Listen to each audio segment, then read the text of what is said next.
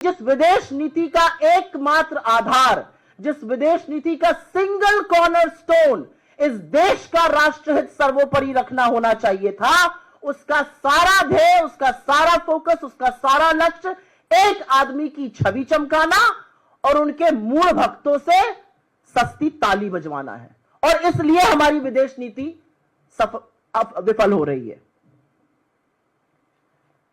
सवाल आज यह भी है कि क्या हमारी माताओं के साथ, हमारी बहनों के सिंदूर के साथ सौदा किया गया?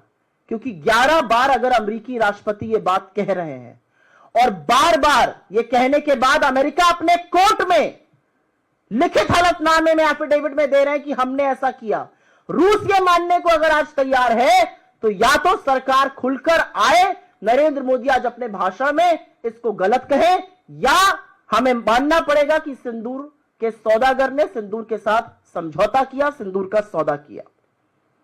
एक और सवाल है, पप्पा ने बोर रुकवा दी जैसे सस्ते डायलॉग का इसका खामियाजा भुगतना पड़ रहा है? क्या नरेंद्र मोदी की जिस एंगल में फोटो खींची जाती है जब वो विदेश जाते हैं कि लगे कि वो लीड कर रहे हैं और भक्त उसमें खुशी होकर ताली बजाते हैं, क्या इससे हमारे कुछ विदेशी मित्र नाराज हो गए हैं?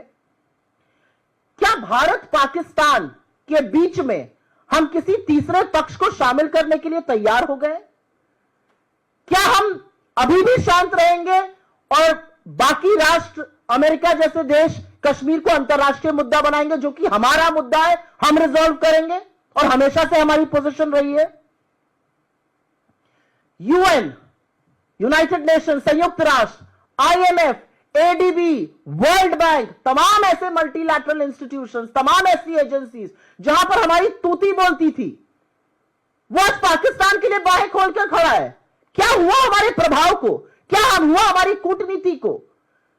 क्यों इतने निष्क्रिय हम पड़ गए कि हम उनके खिलाफ कुछ नहीं बोल पा रहे, उनके खिलाफ एक्शन नहीं ले पा रहे, हम रोक नहीं पा रहे उनके हीरो बनने को? सवाल यह भी है कि कनाडा ने हमें क्यों नहीं इनवाइट किया और यह किसकी विफलता कही जाएगी?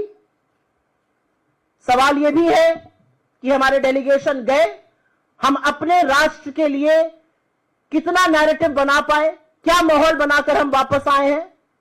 आज पाकिस्तान जैसे आतंकी मुल्क की बराबरी हमारे साथ की जा रही है, इसका जिम्मेदार कौन है?